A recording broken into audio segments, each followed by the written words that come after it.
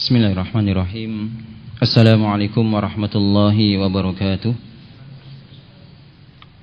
Alhamdulillah nahmaduhu wa nasta'inu wa nastahdi wa natubu ilaih wa na'udzu billahi min syururi anfusina wa sayyiati a'malina may yahdihillahu fala mudhillalah wa may yudlil fala hadiyalah wa asyhadu an la ilaha illallah wahdahu la syarikalah iqraran bihi wa tauhida wa asyhadu anna Muhammadan 'abduhu wa rasuluh la nabiyya ba'dah. Allahumma salli wa sallim wa barik ala habibina wa rasulina Muhammadin wa ala alihi wa sahbihi wa man tabi'ahum bi ihsan ila yaumiddin. Wa ba'du fa inna ahsanal kalami kalamullah wa khairal huda huda Rasulillah sallallahu alaihi wa alihi wasallam wa syarrul umuri muhdatsatuha wa kullu muhdatsatin bid'ah wa kullu bid'atin dalalah wa kullu dalalatin finnar. Ikhwani yang dimuliakan oleh Allah Subhanahu wa taala, mungkin tidak ada kata yang pantas kita ucapkan pada kesempatan kali ini kecuali alhamdulillah, yang mana Allah Ta'ala berikan kita kesempatan untuk jihad fi sabilillah melalui thalabul ilmi, dengan menuntut ilmu, sebagaimana yang disabdakan oleh Rasulullah SAW, man kharaja li talabil ilmi fahuwa fi sabilillah hatta yarji'a, rawahu Tirmizi wa Hasan wa Albani. Barang siapa yang dia keluar daripada rumahnya yang tujuannya untuk menuntut ilmu, maka fi sabilillah, dia dihitung termasuk jihad fi sabilillah sampai dia kembali ke rumahnya.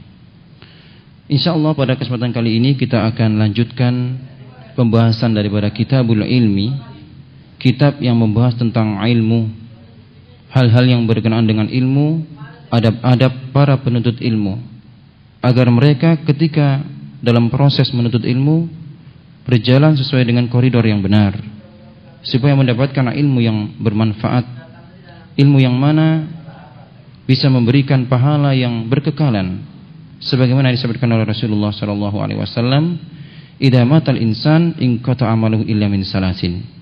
Ketika anak Adam atau manusia dia meninggal, maka akan terputus semua amarannya kecuali 3 perkara: sedekatin jariyatin aw ilmin yuntafa bih, ya, sedekah jariyah dan ilmu yang bermanfaat, ya, dan juga anak saleh yang mendoakannya.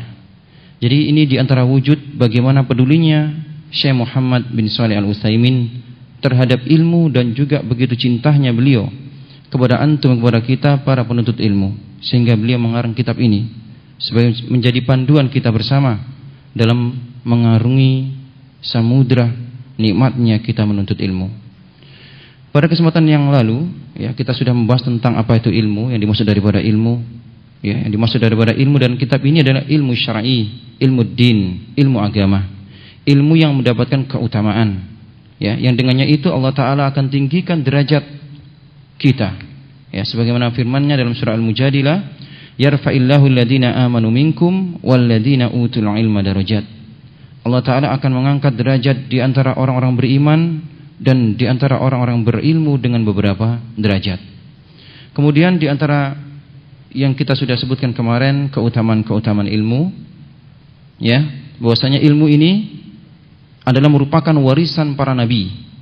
Ya, tidaklah para nabi itu meninggalkan warisan kepada umatnya berupa dinar ataupun dirham, ya. Akan tapi mereka para nabi meninggalkan warisan ilmu. Faman akhadaha akhadha bihaddin wafir. Barang siapa yang mengambil warisan tersebut, siapa-siapa yang mau menuntut mencari ilmu, maka sesungguhnya dia mengambil sesuatu yang sangat besar, porsi yang sangat banyak. Maka antum sabar dalam menuntut ilmu, ya, sabar, karena kita mengambil warisan Nabi, dan ilmu itu adalah berat.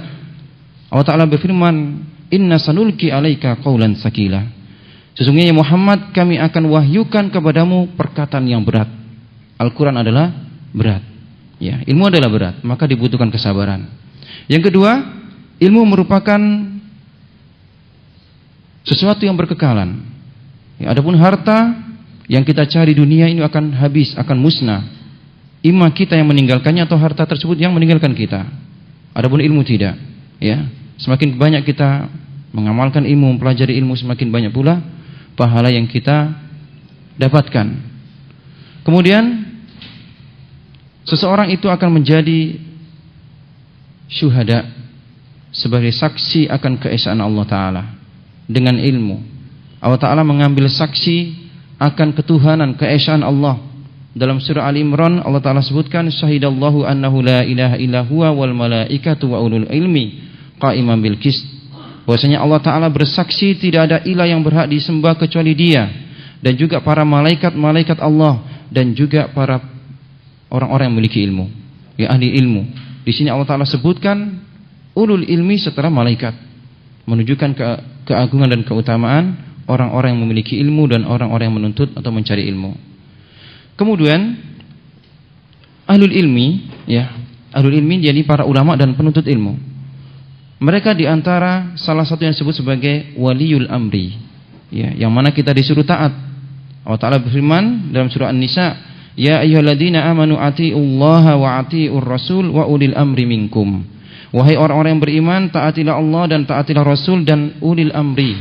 Ya, maka ulil amri di sini adalah mereka para umara, pemerintah, ya, dan juga para ulama wa talabatil ilmi, dan para penuntut ilmu. Kemudian ahlul ilmu mereka adalah orang yang selalu tegak menegakkan agama Allah Subhanahu wa taala. Ya, ini di antara keutamaan ilmu. Ya, sebagaimana disebutkan Rasulullah sallallahu alaihi wasallam dalam riwayat Bukhari, man yuridillahu bi khairan yufaqihu fiddin. Barang siapa yang Allah Ta'ala kehendaki atas seseorang kebaikan di dunia dan di akhirat tentunya, maka Allah Ta'ala akan pahamkan agamanya. Dan kita memahami agama tidak lain dan tidak bukan dengan menuntut ilmu. Wa innama ana qasim. Kata Rasulullah, aku ini adalah membagi aja. Wallahu yu'ti. Allah Ta'ala yang memberi. Walan tazalu hadil umma qa'imatun aw qa'imatan ala amrillah la yadurruhum man khalafahum hatta ya'tiya amrullah. Maka akan senantiasa daripada umat ini akan ada segolongan orang yang senantiasa menegakkan kalimat-kalimat Allah, agama Allah, ya, dan tidaklah mengefek, ya, tidak akan memudaratkan orang-orang yang menyelisihinya, orang-orang yang tidak suka dengannya. Ini janji Allah Ta'ala melalui lisan Rasulnya sampai datang urusan Allah Subhanahu wa taala, yakni kiamat. Kemudian di antara keutamaan ilmu, ikhwan yang dimuliakan oleh Allah Ta'ala, yang kemarin kita sebutkan untuk murajaah kita, ya, tidak Rasulullah SAW memberikan kita semangat untuk memiliki, ya, kenikmatan kecuali kepada dua orang. Maksudnya boleh kita hasad, boleh kita dengki, hasad bukan dengki, ya. Hasad, yakni hasad dalam artian ingin memiliki apa yang dimiliki orang tersebut, kecuali kepada dua orang, ya. La hasada illa fisnataini. Tidak boleh hasad kecuali kepada dua saja. Yang pertama, rajulun atahullahu malan fasallatahu ala halakathu fil haqqi. Ini kita boleh iri kepada seseorang yang dia itu diberikan harta dan dia gunakan hartanya untuk di jalan Allah Ta'ala. Ya, yang kedua, wa rajulun atahullahu hikmah fahuwa yakdi biha wa yu'allimuha. Yani kita boleh iri kepada seseorang yang diberikan ilmu, dia gunakan ilmu tersebut untuk diajarkan, diamalkan, ya, didakwakan kepada yang lainnya. Ini dua orang yang kita boleh iri dengannya. Nah, kemudian di antara keutamaan ilmu, ikhwan yang dimuliakan oleh Ta'ala, dengan ilmu Allah Ta'ala akan angkat derajat seseorang. Jadi kalau antum ingin diangkat derajat oleh Allah Subhanahu wa taala, maka dengan ilmu kuncinya, ya, sebagaimana yang Allah Ta'ala sebutkan, yarfa'illahu alladziina aamanu minkum walladziina utul ilma darajat. Dan juga diriwayatkan daripada Imam Tirmizi, majelis ilmu adalah merupakan taman daripada taman-taman surga. Ya, Rasulullah SAW bersabda, idza marartum bi riyadil jannah farta'u. Kalau kalian melewati taman daripada taman-taman surga, maka mampirlah, kata Rasulullah. Qalu wa ma riyadul jannah ya Rasulullah. Maka para sahabat berkata, apakah taman-taman surga itu? Ya. Qala hilaqud dzikr. Halaqud dzikir. Ingat, halaqah zikir bukan diberikan makna halaqah untuk berzikir, tidak. Zikir di sini adalah wahyu. Halaqah yang dibacakan di dalamnya qala Allah wa qala Rasulullah. Sebagaimana yang Allah Ta'ala sebutkan dalam Quran, inna nahnu nazzalna dzikra wa inna lahu lahafidun.